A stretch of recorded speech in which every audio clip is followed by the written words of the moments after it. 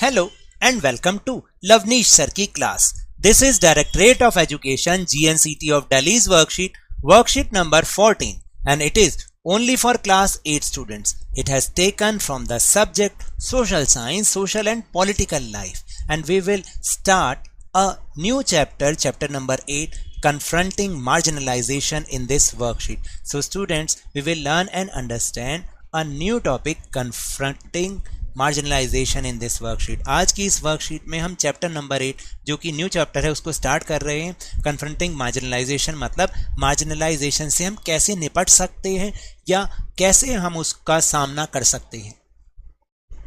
So as you all know कि जो इससे प्रीवियस लेसन था चैप्टर नंबर 7, उसमें हमने ये समझा था अंडरस्टैंडिंग मार्जिनलाइजेशन, यानी कि what is the meaning of marginalisation, या जो मार्जिनलाइज्ड ग्रुप्स होते हैं वो कौन होते हैं, कैसा उनके साथ बिहेव होता है, इस तरीके से. अब हम आखिर गवर्नमेंट्स ने क्या प्रोविज़न रखे कि हम उनका सामना कर सकें, उनसे निपट सकें. तो इस चैप्टर में हम इस पर ही ध्यान देने वाले हैं. So without wasting our time let's start and understand with me. Invoking fundamental rights यानी कि मौलिक अधिकारों का उपयोग. The constitution lays down the principles that make our society and polity democratic. यानी कॉन्स्टिट्यूशन ने कुछ ऐसे प्रिंसिपल्स बनाए हैं जिससे कि हमारा समाज और ये हमारी राजनीति है, ये सारी चीज़ें ये डेमोक्रेटिक लोकतांत्रिक हो सकी हैं. They are defined in and through the list of fundamental rights that are an important part of the constitution. यानी ये जो है हमारे कॉन्स्टिट्यूशन में डिफाइन है, ये सारे के सारे प्रिंसिपल्स हमारे जो कॉन्स्टिट्यूशन में डिफाइन है और किसके थ्रू हैं, लिस्ट ऑफ फंडामेंटल राइट्स के थ्रू, जो कि हमारे कॉन्स्टिट्यूशन का एक इम्पॉर्टेंट पार्ट है. आपको पता है हमारे कॉन्स्टिट्यूशन ने इंडिया के हर सिटीज़न को फंडामेंटल राइट्स प्रोवाइड किए हैं. ये फंडामेंटल राइट्स आपको बाय बर्थ मिल जाते हैं. जब भी आप इंडिया में अगर आपका बर्थ हो रहा है, आप इंडिया के सिटीज़न हैं, तो आप यहाँ के सिटीज़न बन जाएंगे और आपको ये फंडामेंटल राइट्स मिल जाएंगे. These rights are available to all Indians equally. और सभी इंडियंस को ये बराबरी समान रूप से मिले हुए हैं. As far as the marginalized are concern, they have drawn on these rights in 2 ways.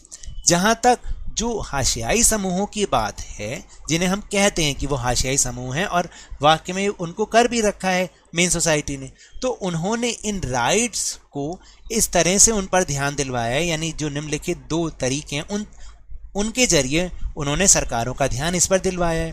First, by insisting on their fundamental rights, they have forced the government to recognize the injustice done to them.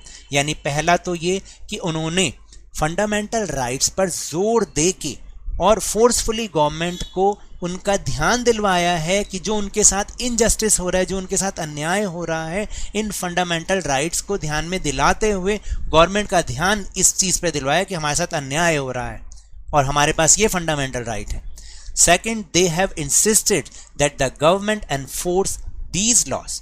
और दूसरा, उन्होंने इस बात पर भी जोर डाला government के ऊपर कि आप इन जो कानून बने हुए हैं उनको लागू करें, सख्ती से लागू करें. In some instances, the struggles of the marginalized have influenced the government to frame new laws in keeping with the spirit of fundamental rights. और कई उदाहरणों में तो ये जो मार्जिनलाइज ग्रुप है ना, इनके स्ट्रगल ने ही गवर्नमेंट पर प्रभाव डाला है, असर डाला है, और इस असर के कारण गवर्नमेंट ने नए लॉज बनाए हैं, नए कानून बनाए हैं. किसको ध्यान में रख के, जो हमें फंडामेंटल राइट्स मिले हुए हैं उन्हीं को ध्यान में रखते हुए कुछ और भी नए कानून बनाए हैं.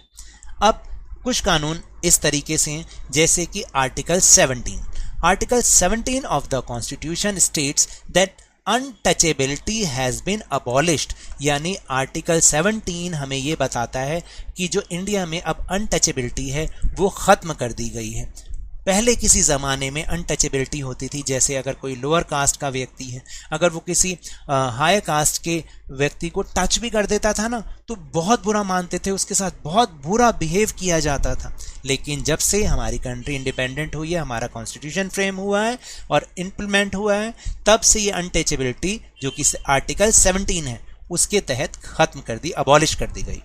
This means that no one can henceforth prevent scheduled caste from educating themselves, entering temples, using public facilities, etc. यानी इसका ये मतलब है कि अब कोई भी अनुसूचित जाति वाले व्यक्तियों को पढ़ने से, मंदिरों में जाने से और पब्लिक फैसिलिटी यूज करने से नहीं रोक सकता। ये हमारा आर्टिकल 17 कहता है। It also means that it is wrong to practice untouchability and that this practice will not be tolerated by a democratic government। और इसका ये भी मतलब है कि ये जो untouchability हो रही थी ये वाकई गलत चीज है और इस तरीके की प्रैक्टिस कोई भी डेमोक्रेटिक गवर्नमेंट टॉलरेट नहीं करेगी, कोई इसको नहीं मानेगी। In fact untouchability is a punishable crime now. और अगर कोई अनटचेबिलिटी करता है तो इस समय अब वो पनिशेबल क्राइम है, उसके लिए आपको पनिशमेंट मिल सकती है। There are other sections in the Constitution that help to strengthen the argument against untouchability. For example, और देखिए कि और भी कई सारे सेक्शंस हैं जो कि इस अनटचेबिलिटी के अगेंस्ट उसको मजबूती प्रदान करते हैं कि ऐसा नहीं होना चाहिए। अब इसी के साथ साथ जैसे अभी हमने आर्टिकल 17 समझा, अब हम आर्टिकल 15 समझते हैं जो कि बहुत इंपॉर्टेंट है और ये हमें राइट टू इक्वालिटी भी देती है।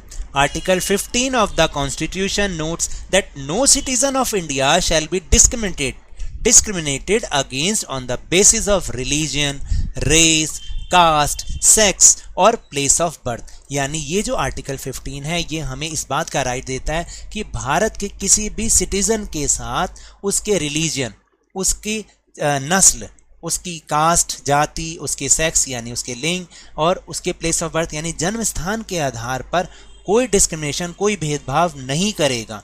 ये आर्टिकल 15 हमें कहता है, इसका मतलब राइट टू इक्वालिटी देता है। This has been used by scheduled caste to seek equality where it has been denied to them. और इस अधिकार का प्रयोग शेड्यूल्ड कास्ट लोगों ने इक्वालिटी के लिए किया और वहां पर किया जहां पर उनको ऐसा करने से रोका गया। Likewise, other minority groups have drawn on the fundamental rights section of our constitution। और इसी तरीके से जो माइनॉरिटी ग्रुप्स हैं उन्होंने भी फंडामेंटल राइट्स की ओर जो है हमारे कॉन्स्टिट्यूशन का मतलब उन पर भी ध्यान गया है इन फंडामेंटल राइट्स के थ्रू। ऐसा नहीं कि उनको छोड़ दिया गया, कॉन्स्टिट्यूशन ने उनको भी ध्यान में रखा। कैसे रखा? They have particularly drawn upon the right to freedom of religion, cultural and educational right। ये जो 5th फंडामेंटल राइट है ना हमारा, right to religion, cultural and educational rights, ये जितने भी माइनॉरिटी हैं उनको ये राइट देता है कि वो अपने रिलीजन को, अपने कल्चर को और अपने एजुकेशनल इंस्टीट्यूशन को आगे बढ़ा सकता है। यानी उनके अपने एजुकेशनल इंस्टीट्यूट हो सकते हैं जहां पर उनको उनके रिलीजन के बारे में ही बताया जाए, जैसे कि जामिया मिलिया है, वो भी इसी तरीके के राइट से फॉर्म्ड हुआ है। और क्या होता है देखें, In the case of cultural and educational rights, distinct cultural and religious groups like the Muslims and Parsis have the right to be guardians of the content of their culture as well as the right to make decisions on how best this content is to be preserved। यानी देखिए cultural और educational right के मामले में जो Muslims हैं या Parsis हैं उनको ये राइट बनता है कि वो अपने कल्चर को उसके गार्जियन खुद बने और उसको अपनी तरीके से आगे बढ़ाएं और उनके बारे में डिसीजन भी ले सके। Thus, by granting different forms of cultural rights, the Constitution tries to ensure cultural justice to such groups। और इन सब चीज़ों के द्वारा कॉन्स्टिट्यूशन ने ये प्रयास किया है कि सभी को उनका सांस्कृतिक न्याय भी मिले। The Constitution does this so that the culture of these groups is not dominated or wiped out by the culture of majority community। और कॉन्स्टिट्यूशन ने इस बात का भी ध्यान रखा कि उनको ये राइट इसलिए दिया ताकि जो मेजॉरिटी कम्युनिटी है वो अपने कल्चर को उन पर ना थोप पाए। फिर इसके बाद है promoting social. As part of their effort to implement constitution, both state and central government create specific schemes for implementation in tribal areas or in areas that have a high scheduled caste population। यानी देखिए social justice भी सभी लोगों को मिले, इसके लिए भी हमारी जो गवर्नमेंट है, सेंट्रल गवर्नमेंट है, स्टेट गवर्नमेंट है, वो एफर्ट करती रहती हैं और उन्होंने इसके लिए बहुत सारी स्कीम्स भी इम्प्लीमेंट की है, वहाँ की है जहाँ पर ट्राइबल एरिया या फिर ऐसा एरिया जहाँ पे शेड्यूल्ड कास्ट की पॉपुलेशन बहुत ज़्यादा है।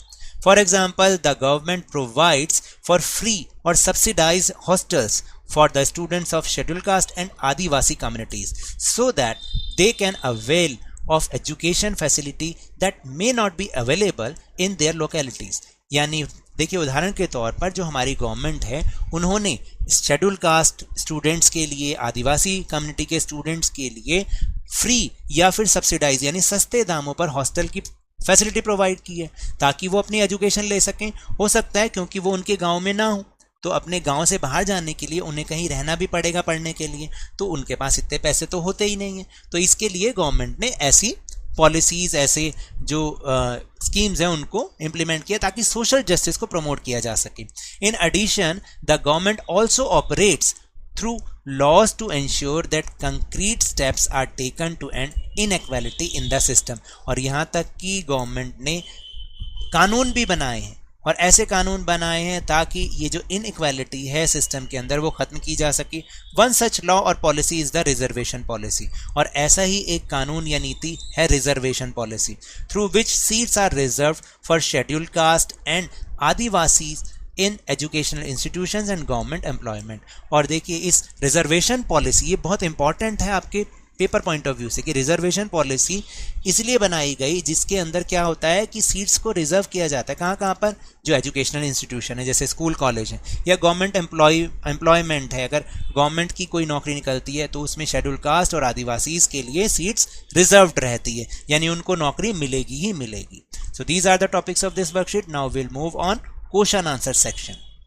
Now the question number 1, how can the people of marginalized section exercise their fundamental rights to fight against the injustice done to them। यानी जो marginalized section के लोग हैं वो अपने fundamental rights को उनके साथ हुए अन्याय के लिए कैसे यूज कर सकते हैं। देखिए first, by insisting on their fundamental rights they have forced the government to recognize the injustice done to them। यानी वो फंडामेंटल राइट्स पर इंसिस्ट करें, उस पर जोर देकर गवर्नमेंट पर ये दबाव डाल सकते हैं कि उनके साथ ये इंजस्टिस हुआ है, उनकी बात सुनी जाए।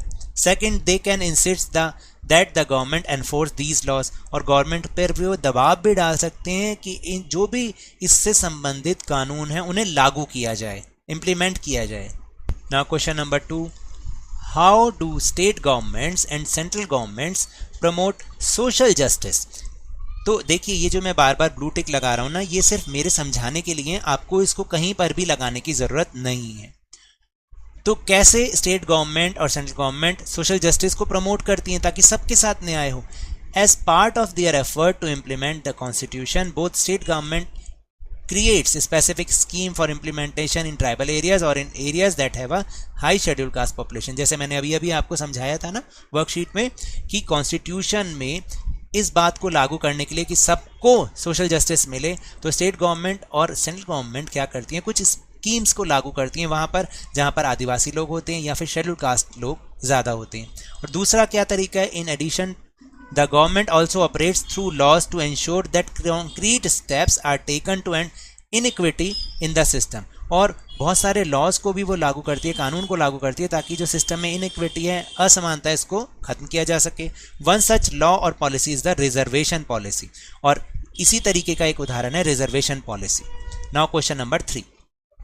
Question number 3 is write short note on Article 15 of the Constitution and B Article 17 of the Indian Constitution। अब आपको इनके बारे में थोड़ा थोड़ा बताना है। तो first will take Article 15 of Indian Constitution। Article 15 of the Constitution notes that no citizen of India shall be discriminated against on the basis of religion, race, caste, sex और प्लेस ऑफ बर्थ। यानी कि भारत के किसी भी नागरिक के साथ इस आर्टिकल 15 के माध्यम से किसी भी प्रकार का डिस्क्रिमिनेशन या भेदभाव नहीं होगा, चाहे वो किसी भी रिलीजन का हो, रेस का हो, कास्ट का हो, किसी भी जाति का हो, किसी भी लिंग का हो, या उसका जन्म स्थान कुछ भी हो, चाहे धर्म कुछ भी हो, लेकिन उसके साथ किसी भी तरीके का डिस्क्रिमिनेशन या भेदभाव नहीं होगा। Then B is Article 17 of Indian Constitution. Article 17 of the Constitution states that untouchability has been abolished. This means that no one can henceforth prevent scheduled caste from educating themselves, entering temples, using public facilities, etc. यानी article 17 एक तो हमें ये बताता है कि untouchability अब खत्म की जा चुकी है, और इसका ये मतलब है कि किसी को भी जो शेड्यूल्ड कास्ट वाला व्यक्ति है उसको पढ़ने से, मंदिरों में जाने से और पब्लिक फैसिलिटी यूज़ करने से कोई भी व्यक्ति नहीं रोक सकता है। तो ये हमने समझा।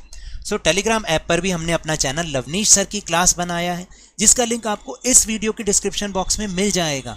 वहां से आप हमारे ग्रुप को ज्वाइन करें और इस वीडियो का लिंक और आपकी क्लास के जो दूसरे वीडियोस हैं उनका लिंक आपको एक साथ बिना किसी सर्चिंग के इजीली अवेलेबल हो जाएगा।